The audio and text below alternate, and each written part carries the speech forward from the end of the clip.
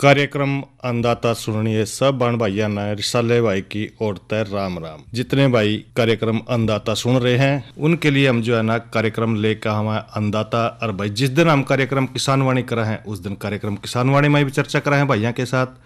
भाई कार्यक्रम अन्नदाता जो है ना यानी कि जो हमारे अन्न को पैदा करने वाले हैं किसान भाई, इनके लिए लेकर आवा है। और भाई उनके लिए सरकार भी कई ढाल की योजनाएं चलावा है ताकि किसान भाइयों का फायदा ज्यादा से ज्यादा हो। और भाई फायदा होगा तो देखो भाई देश भी आगे बढ़ेगा। आज जो हमारा विषय रहेगा चर्चा का वो रहेगा राष्ट्रीय सतत कृषि मिशन पे। सरकार है कई ढाल की योजनाएं चलावा है, तो उसी योजना का जिक्र हम आज कर रहे हैं कि राष्ट्रीय सतत कृषि एक मिशन भी है उस योजनाओं में, और जिसका फायदा जो किसान भाई हैं। क्योंकि देखे हैं कि भाई जो दुनिया है वो बदल भी रही है और दुनिया के साथ साथ भाई खेती के ऊपर भी इसका असर पड़ना शुरू हो रहा है। क्योंकि भाई जो जलवायु है ना वो देखो बढ़ती जान लग रही है, बदलती जान लग रही है। भाई पहला खुद भी देखे रहे थे, गांव गवांड में भी देखे रहे थे कि भाई जिस तरह हम छोटे बालक को देख रहे थे कि भाई कितने पहला सर्दी कत्ते शुरू हो जाकर थी और किस तरह पड़क रही थी। और इस डाल जो है ना भाई गर्मी का जो मौसम है वो ज़्यादा है और ईब जो है ना भाई सर्दी का मौसम कम है। यो क्यों है भाई? यो जलवायु परिवर्तन हो रहा है क्योंकि हमारे जो ग्लेशियर हैं वो देखो पिघलने लग रहे हैं, तापमान बढ़ता जाने लग रहा है। तो इस करके भाई जो हमारी खेती है उसमें जो उत्पादकता हो रही है उसको बना के रखना, जिस तरह की चल रही है उसी डाल के बना के रखना ताकि भी जो उत्पादकता है वो कम ना हुआ। क्योंकि भी अगर उत्पादकता देखो कम होएगी तो हमारी जनसंख्या बढ़ रही है, उसका भरण पोषण करना भी हमारा काम है, हमारे जो अन्नदाता हैं। और उसके लिए भी जो प्राकृतिक संसाधन है जिस तरह के मिट्टी है, पानी है, उनकी गुणवत्ता को बना के रखना है। और भाई जो और भी काफ़ी सारे इस्तेमाल जो उपाय करा है जिस तरह खेती खातर जो है ना उसका विकास देखना है, या दूसरे प्राकृतिक संसाधन है उनका संरक्षण भी करना बड़ा जरूरी है। और भाई खेती का विकास देखो कई तरह के ऐसे संसाधन भी हैं जिससे थोड़ा बहुत कम हो जाए है, लेकिन बढ़ते हुए मांग खाद्यान्न की इसको पूरा करने खातर भाई देखो अन्नदाता हमारे भाई बैठे हैं और भाई उन्होंने ही काम करना है। क्योंकि जो खेती है अगर हम उसमें ज़्यादा से ज़्यादा अनाज पैदा करने की कोशिश करेंगे तो जो हमारी जनसंख्या है जल्दी जाकर उसका भाई भरण पोषण होगा। और इसी तरह ये भी बात है कि इस बात ने देखा है कि सरकार जो है ना किसाना खातर काफ़ी सारे मिशन भी तैयार करा है खेती के लिए। और भाई इसमें जिस तरह के एकीकृत खेती है या जल प्रयोग कौशल है या मृदा का स्वास्थ्य है और दूसरे संसाधन है उनका संरक्षण किस डाल करना है, ये सारी की सारी बातें भाई इसके ऊपर ध्यान केंद्रित करा है सरकार। और जिसमें भाई हर साल जो हमारे सिंचाई वाले जो क्षेत्र हैं उसमें जो है ना कृषि को बढ़ावा देना है। क्योंकि भाई जो राष्ट्रीय सतत कृषि मिशन है इसके तहत भी जो जलवायु परिवर्तन हो रहा है उसको स्थिर बना के रखना है और कई डाल के प्रयास करने पड़ेंगे हमने। और खेती की जो उत्पादकता है उसके लिए जलवायु परिवर्तन के साथ साथ जो प्राकृतिक संसाधन है, मिट्टी है, जल की गुणवत्ता है या उपलब्धता है भाई इन्हीं बातों के ऊपर जो है ना निर्भर कर रही है। और भाई जिस तरह के जो मिट्टी है अगर इसका स्वास्थ्य ठीक नहीं होगा तो भाई देखो फसल कैसे पैदा होगी, बढ़िया नहीं होगी, कम होगी। तो उसका भी आपने ध्यान रखना, मिट्टी के स्वास्थ्य का भी।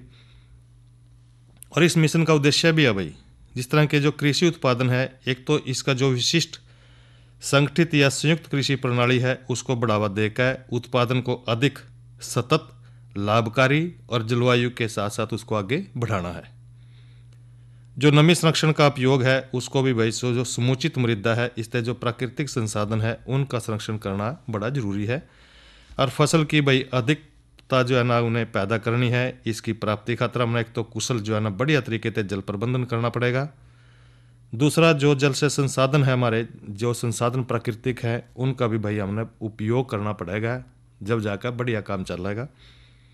और जो राष्ट्रीय सतत कृषि मिशन है भाई देखो यह भी एक कार्य है, इसकी प्रकृति भी है। जलवायु परिस्थिति के अनुसार भाई जो फसल का अपना चुनाव करना है कि भाई कौन सी मौसम में कौन सी फसल उगा सको हो। इसी में जिस तरह के जो पशुपालन है या मछली पालन है, बागवानी है, दूध उत्पादन है, कृषि वानिकी है, इन इसना ना भाई अपनाना पड़ेगा, जब जाकर भाई इसमें हम जो खेती है हमारी इसमें विविधता आवेगी। क्योंकि खेती के साथ साथ दूसरे अगर हम काम करेंगे तो उससे विविधता बनी रहेगी और भाई भैया की आमदनी है वो भी ज़्यादा बनी रहेगी। और जो जल भंडारण है जिस तरह के जो खेत तालाब हैं या उथले ट्यूबवेल हैं बंद हो रहे हैं, जो कुएं हैं, उनका जो हमना दोबारा ते भाई हमना क्या है उनको भी उपयोग में लाना पड़ेगा। खास करके जो ब्राणीय क्षेत्र है उसमें जो है ना काफ़ी अभियान चलाना पड़ेगा, कोशिश करनी पड़ेगी, क्योंकि भाई इसमें जो ध्यान है माना जो अभियान चलाना पड़ेगा वो ब्राणीय क्षेत्र में चलाना पड़ेगा, उनका भी विकास करना पड़ेगा। और भाई कृषि प्रणालियाँ ना बढ़ावा देकर अधिक उत्पादन, सतत लाभकारी और जलवायु जो है ना इसमें रहे, क्योंकि भाई जो राष्ट्रीय सतत कृषि मिशन है ये सरकार का एक बहुत बढ़िया मिशन चला रखा है, जिससे जो है ना किसान भाई इसका फ़ायदा उठा सको। योजनाएं हैं कई डाल की, उन योजनाओं का भी उपयोग करना चाहिए। तो भैया तो हमने चर्चा करी राष्ट्रीय सतत कृषि मिशन पर। अरे थोड़ी सी जानकारी भैया ना दे दें मौसम की। भाई मौसम देखो सारे जाना है, ठंड बहुत बढ़ रही है, कोहरा भी रोज़ पड़ा है और आगे भी पड़ने की संभावना है। अगर तापमान की बात करें तो भाई आज का अधिकतम तापमान रहा 17 डिग्री सेल्सियस और न्यूनतम तापमान 8 डिग्री सेल्सियस। और कल जो है ना अधिकतम तापमान रहेगा भाई 18 डिग्री सेल्सियस और न्यूनतम तापमान 8 डिग्री सेल्सियस। और इसके साथ साथ भाई हम कार्यक्रम जो है ना कल किसान वाणी में हम चर्चा करेंगे। एक तो चर्चा रहेगी हमारी मनरेगा क्या है, उस विषय पर हम जानकारी देंगे भाइयों को। और इसके साथ साथ भाई जो रबी की फसलें हैं उनमें सूक्ष्म पोषक तत्वों का क्या महत्व रहेगा, इस विषय पर भी जानकारी देंगे। और भाई ईब जो है ना करावेंगे भाइयों का मनोरंजन, लेकिन थोड़े से अंतराल के बाद। पीएम किसान सम्मान निधि का लाभ 100% अन्नदाताओं तक पहुंचे, इसके लिए केंद्र सरकार द्वारा कई जिलों के हर गांव में चलाई जा रही है पीएम किसान सैचुरेशन ड्राइव, ताकि कोई जरूरतमंद किसान इस योजना का लाभ लेने से छूट न जाए। इस ड्राइव में हर गांव में जिन किसानों के लिए कैंप्स लगाए जा रहे हैं, वहां पटवारी, थलथी, रेवेन्यू ऑफिसर और कृषि विभाग के अधिकारी इस ड्राइव का होंगे हिस्सा। किसान को किसी दस्तावेज की आवश्यकता नहीं होगी। इसमें सभी गतिविधियां पूरी तरह से पेपरलेस यानी कागज रहित होंगी। इस ड्राइव में मोबाइल ऐप बड़ी मददगार बन रही है। इस ड्राइव को 2 आसान ऐप से पूरा किया जा सकता है। इन ऐप्स के इस्तेमाल में हर किसान को 2 से 3 मिनट का समय लगता है। जिस गांव में पीएम किसान सैचुरेशन ड्राइव चलाई जा रही है, वहां कैंप में आए किसानों की भूमि के सत्यापन के लिए पहला ऐप है farmer field verification mobile app, जिसे पटवारी डाउनलोड और ऑपरेट कर सकते हैं। डाउनलोड के बाद सबसे पहले भाषा का चयन करना है। इसके बाद राज्य सरकार द्वारा दिए गए यूजर नेम और पासवर्ड किसानों के लैंड रिकॉर्ड्स हैं। जिन किसानों को इस ड्राइव का हिस्सा होने के लिए बुलाया जाता है, उनसे उनका मोबाइल नंबर लिया जाता है और उनके आधार की स्कैनिंग होती है। लॉगिन के बाद किसान का फोन नंबर और उनका आधार विवरण मोबाइल ऐप पर रिकॉर्ड किया जाएगा। एक बार जब किसान और उनकी भूमि का अधिकारी द्वारा सत्यापन कर लिया जाएगा, तो उससे प्राप्त डेटा संबंधित किसान की सहमति के बाद पीएम किसान सैचुरेशन ड्राइव के अगले स्टेप यानी फार्मर कंसेंट कलेक्शन के लिए उपलब्ध होगा। इस प्रक्रिया को farmer consent collection mobile app संभव बनाएगा। इस ऐप को कृषि विभाग के प्रतिनिधियों के द्वारा डाउनलोड और ऑपरेट किया जाएगा। Farmer consent collector mobile app में राज्य सरकार द्वारा दिए गए यूजर नेम और पासवर्ड के जरिए लॉगिन करना है। ये ऐप सिर्फ इंटरनेट के साथ यानी ऑनलाइन इस्तेमाल किया जा सकता है। कंसेंट कलेक्शन के 2 स्टेप होंगे, आधार इनेबल्ड ई साइन और आधार इनेबल्ड ई केवाईसी। ई साइन के लिए किसानों को किसी भी कागज की जरूरत नहीं है। इसे वो इलेक्ट्रॉनिकली आधार नंबर डालकर कर सकते हैं। इसके बाद ऐप पर किसानों की सारी डिटेल्स जैसे आधार नंबर, किसान का नाम, कंसेंट स्टेटस, गांव का नाम और खाता नंबर आता है। अगले स्टेप के लिए सीक कंसेंट पर क्लिक करना है, जिसके बाद एक कंसेंट फॉर्म आता है, जिसका उद्देश्य है किसानों से सहमति लेना और पीएम किसान से जुड़े किसानों का डेटा जैसे कि आधार और ई केवाईसी को केंद्र और राज्य सरकार के लिए एक जगह करना। फॉर्म में लिखे विषय को अधिकारी द्वारा किसानों को सुनाया और समझाया जाता है।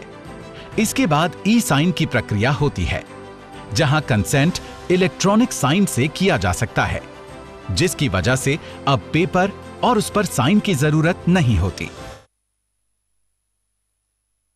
उसके बाद ओके क्लिक करना है। फेस ऑथेंटिकेशन के समय किसानों के चेहरे पर पर्याप्त रोशनी होनी चाहिए। ऐप पर ओटीपी बेस्ड ऑथेंटिकेशन या फेस ऑथेंटिकेशन के सफलतापूर्वक संपन्न हो जाने के बाद बारी आएगी ई-केवाईसी की। किसान का नाम, पता और दिए गए फोटो में किसी भी तरह के बदलाव को पीएम किसान और फार्मर रजिस्ट्री में अपडेट किया जा सके, इसके लिए ऑथेंटिकेशन के लिए ओटीपी बेस्ड ऑथेंटिकेशन या फेस ऑथेंटिकेशन होता है। ओटीपी बेस्ड ऑथेंटिकेशन के बाद नियम किसानों को पढ़कर समझाए जाएंगे। उसके बाद ओके क्लिक करना है। पीएम किसान सैचुरेशन ड्राइव की ये प्रारंभिक प्रक्रिया उन किसानों के घरों में नई उम्मीदों के बीज बोएगी जो अब तक पीएम किसान सम्मान निधि योजना के पात्र होने के बावजूद भी इसका लाभ नहीं ले पा रहे हैं। आइए फिर इस पहल का हिस्सा बने और धरती पर बोएं खुशहाली के बीज।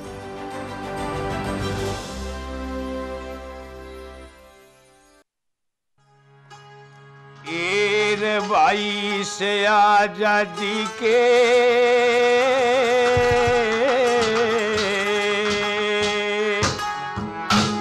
बारे में कई वीर हुए बलिदान।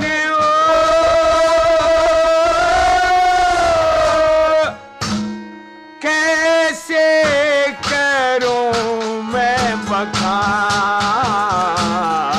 आजादी के बारे में कई वीर हुए बलिदान। ओ कैसे करूं मैं बखान आजादी के बारे में कई वीर हुए बलिदान। ओ कैसे करूं मैं बखान।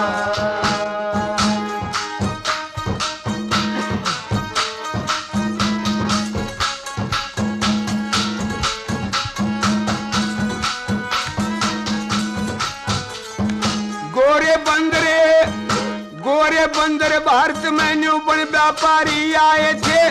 बोले बाड़े भारतवासी लूट लूट के खाए थे। गेर कहने फूट सारे आपस में लड़ाए थे। गेर कहने फूट सारे आपस में लड़ाए थे। बाही सारे भारत पे छाए थे रे, भारत पे छाए थे। वक्त जुल्मी बेईमान हो कैसे करूं रे बखान आजादी के बारे में कई वीर हुए बलिदान। ओ कैसे करूं मैं बखान।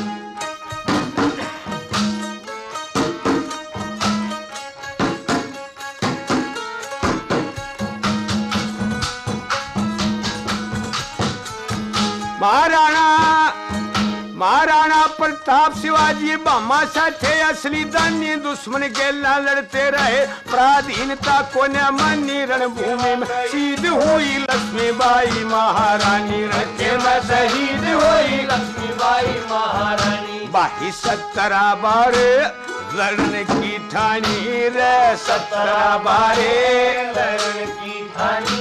मरे पृथ्वीराज चौहान। ओ कैसे करूं रे बखान आजादी के बारे में वीर हुए बलिदान। ओ कैसे करूं मैं बखान।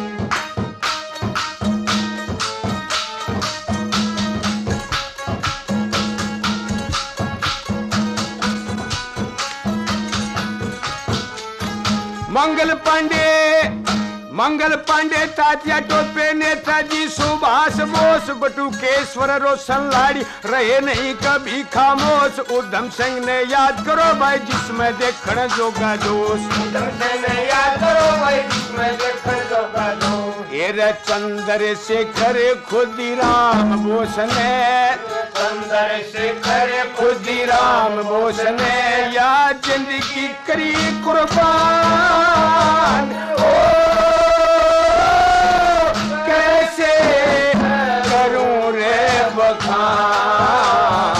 आजादी के बारे में कई वीर हुए बलिदान हो, कैसे करूं रे बखान।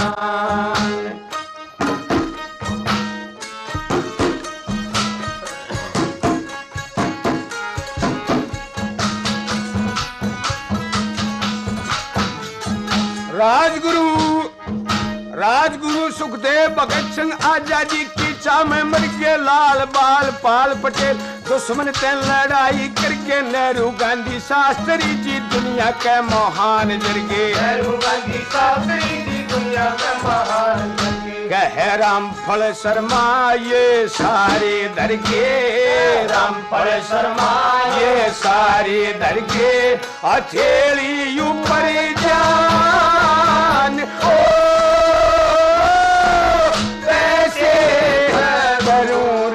बखान। आजादी के बारे में कई वीर हुए बलिदान ओ, कैसे करूं रे बखान। और भैया ना ये तो सुनी रागनी। और ईब जो है ना नई फसल नई उमंग में हम बात करेंगे कि भाई जो पतझड़ वाले पौधे हैं उनके बाग लगाने हैं। पतझड़ वाले पौधे क्या जिक्र करें तो भाई जो पॉपुलर है ये है, देखो क्योंकि यो सर्दी के मौसम में जो है ना अपने पत्ते गिरते हैं। और भाई पत्ते गिरते हैं तो इसके नीचे कई डाल की फसलें ले सको, सब्जियां बो सको हो। तो आप जो है ना ज़्यादा से ज़्यादा कोशिश ये रखें कि भाई जो पॉपुलर है इसकी खेती करनी चाहिए। और जिक्र कर रहे हैं कि भाई जो पॉपुलर है एक बहुत ही तेजी से बढ़ने वाला पौधा है, क्योंकि ये पेड़ तो ऐसा है जो सैलिकेसी परिवार से संबंध रखा है। और ये भी जाना है कि जो अपना उत्तर भारत है, जिसमें जिक्र कर रहे हैं कि जो पंजाब है, हरियाणा है या भाई उत्तर प्रदेश है, इसमें जो है ना किसानों खातिर काफ़ी लोकप्रिय बन रहा है। क्योंकि हम आसपास भी देखा है कि जो हमारी फैक्ट्रियां हैं, प्लाई बना है, बोर्ड बना है, उनके आसपास जो है ना पॉपुलर की खेती करी जावा है। और यो इस प्रकार का जो है ना तेजी से बढ़ने वाला पेड़, कम खर्चीला और लकड़ी भी इसकी भाई काम आने वाली है। और यो जो है ना एक सीधा पेड़ है लगभग, और जो ये 6 से लेकर 8 साल के अंदर कटाई खातर तैयार हो जाए। और जो किसान भाई हैं 6 से लेकर 8 साल के बीच में इसको काट दें, अच्छा मुनाफा देखा जाएगा। ये इसकी किस्म की बात करें तो भाई हरियाणा, पंजाब, उत्तर प्रदेश का जो हमारा मैदानी इलाका है उसके लिए भाई कई डाल की किस्में हैं, जिनमें G3 है, G8 है, S7 है, C15 है। यह भाई उदय व क्रांति किस्में फसलों को जो है ना कम नुकसान पहुँचावा है। और भाई इनकी जो बाजारू कीमत है वो भी आपने अच्छी मिलेगी। अब थोड़ी सी बात यह करें कि भाई किस्म का भी जिक्र कर लिया, भाई लगाने का समय और तरीका क्या रहेगा। तो भाई पौधे को जो है ना जो खेत में लगाना, अपना वृक्षारोपण करना है। पहली बात तो यह है कि जो पौधरोपण का सही समय रहा है वो है 15 जनवरी से लेकर भाई 15 फरवरी तक आप जो है ना पॉपुलर के पेड़ लगा सको हो। और लगाने किस तरह है, वो आपने लगाने हैं उत्तर दक्षिण दिशा में, ताकि जो रोशनी है भाई उसका भरपूर फायदा इनको मिलता रहे। और पौध रोपने के लिए भाई जिस तरह के जो पौधा लगाना आपने 60 बाई 60 जो है ना सेंटीमीटर आकार का खड्डा खोद लें। और उसमें भाई ओगर से या भाई बोकी से छिद्र करके फिर आपने लगाना है। और इसकी जो गहराई रहेगी वो 120 सेंटीमीटर की रहेगी। फिर खड्डे के जो ऊपर वाली जो आधी मिट्टी में 5 किलोग्राम सड़ी गोबर की खाद लेनी है, 100 ग्राम उसमें डीएपी मिलाना है, 10 ग्राम जिंक सल्फेट और भाई डिमक की दवाई लेनी है आपने 5 मिलीलीटर क्लोरोपाइरीफास 20 cc की ताकत वाली दवाई, वह आपने इसमें मिलानी है। फिर उसमें जो है ना पौधा जो है ना सीधा खड़ा करके तैयार जो अपना मिश्रण कर लिया है उसमें भर दें और मिट्टी को जो है ना पैरा गिला भाई अच्छी तरह दाब दें और गड्ढा जो है ना 6 इंच तक ऊपर तक थोड़ा खाली रखें, क्योंकि भाई पानी भी तो देना है ना, इस बात का तो ध्यान रखना पड़ेगा। तो इस करके भाई ऊपर थोड़ा सा रखना है ताकि उसमें पानी दिया सके समय समय पर। और भाई पौधे लगाने की दूरी क्या रहेगी, क्योंकि जो पॉपुलर है मुख्य तौर पर जो है ना खेत की मेड के ऊपर या सिंचाई की जो नालियाँ हैं उसके दोनों कानी लगा सका है। इसके साथ साथ और पॉपुलर जिस तरह के जो लगावा है उसमें फासलों के साथ फासला 10 मीटर बाई 2.5 मीटर का रखना है। खेत की मेड पाए तो 3 मीटर बाई 3 मीटर का रखना है। नाली के साथ दोहरी पंक्ति में अगर लगाओगे तो 2.5 मीटर और बाई 2 मीटर का फासला रखना है, क्योंकि भाई अगर सही फसल का आपने चुनाव कर लिया है, क्योंकि जो पॉपुलर है भाई तेजी से बढ़ने वाला पौधा है, ये पतझड़ी वृक्ष है जो नवंबर दिसंबर में पत्तियां गिरते हैं और भाई इसके जो वृक्ष है सूखे ठूंठ खड़े रहेंगे खेत के में। और गेहूं है, जौ है, जई है, बरसीम है, मटर है, आलू है, सरसों, गोभी, टमाटर, हल्दी या भाई गन्ना, इस डाल की जो फसलें हैं इन वृक्षों के नीचे आसानी से उगा सको हो। खरीफ की फसलों की जिक्र करें तो भाई मक्का है, ज्वार है, अरहर है, मूंग है, सूर्यमुखी है। इसमें भाई पहले 3 साल तक आसानी से उगाई जा सका है। जायद की फसलों की बात करें जिसमें लौकी है, टिंडा है, टमाटर, खीरा, ककड़ी, खरबूजे, इनकी खेती भी कर सको हो साथ साथ। और किसान भाई फूलों की फसल भी ले सके हैं सर्दी के मौसम में, जिस तरह गुलाब है, कारनेस है। और गर्मी में देखें कि भी जो गरम फरीना है, कासमास या भाई सूरजमुखी है लगा कर किसान जो है ना अतिरिक्त आमदनी इसमें ले सके हैं।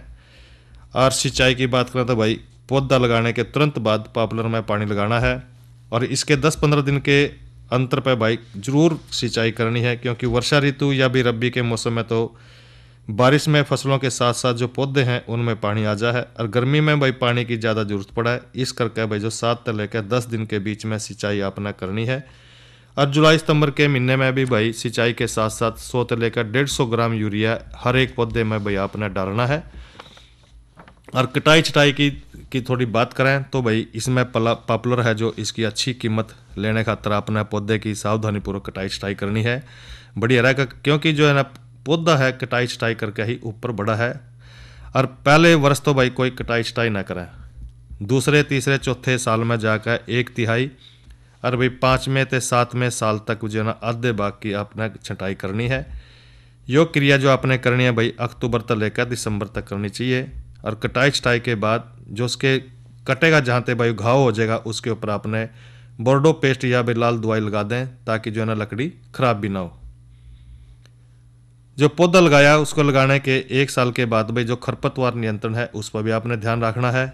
पौधे के चारों ओर भाई कम से कम 0.5 मीटर तक कोई भी खरपतवार जो है ना नहीं उगने देना है, क्योंकि जो खरपतवार है भाई वो पौधे को बढ़ने नहीं देता है। उसको कह कर भाई घास उसको दाब ले है, फिर वो निकलना बड़ा मुश्किल हो जाए, सूख भी जावा कई बार पौधा। और इसकी रोकथाम और भाई क्या किस तरह करनी है आपने, जिस तरह के जो पॉपुलर में पत्ते हैं या टहनी हैं उनके में भाई अंगमारी जो है ना रोग आ जाए और पत्ते और टहनियों पर जो है ना भूरे काले धब्बे दिखाई देंगे। इनकी रोकथाम खातर आपने ब्लाइटॉक्स 10% WP की 2 ग्राम दवा का प्रति लीटर पानी में घोल बनाकर 10-12 दिन तक भाई जो है ना उसके अंतराल पर आपने 2 छिड़काव जरूर करने हैं। और एक बात और ध्यान रखें भाई बारिश के समय जो है ना इसमें जड़ गलन का रोग आ जाए या रस्ट रोग आ जाए भाई, उस रोग का भी प्रकोप ज़्यादा हो जाए उस टाइम, तो रोकथाम करने खातर अपना बाविस्टिन 50% WP की लेनी है 2 ग्राम दवा प्रति लीटर पानी में घोलकर तने के पास जमीन में देनी है।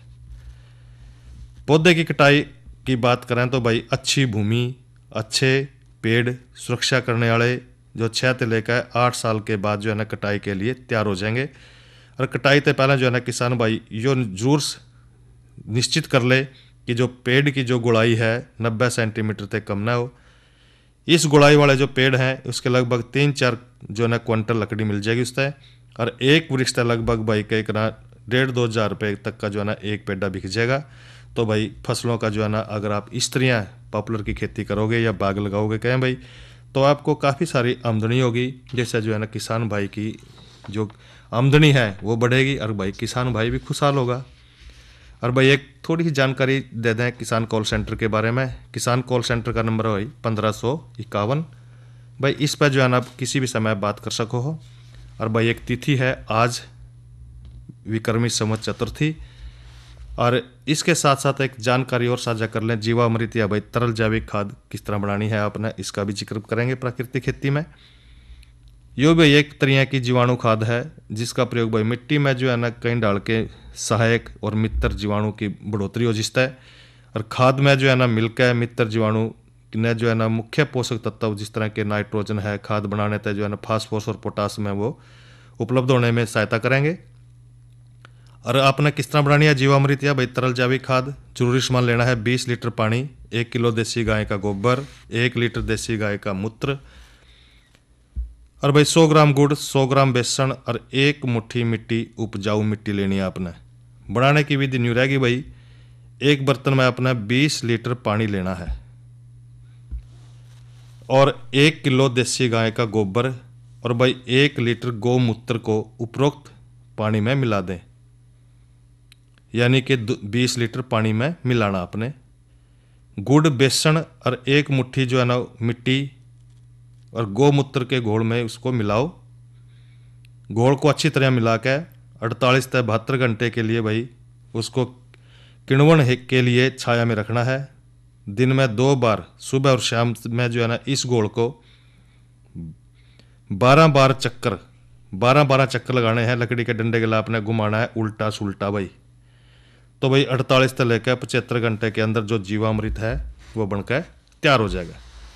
और भाई जो है ना इस तरह अगर आप जीवामृत खेत में आप छिड़कोगे तो भाई इससे जो है ना आपकी जो फसलें हैं प्राकृतिक रूप से वो पैदा होंगी, और भी पैदा होंगी तो आपको फायदा होगा।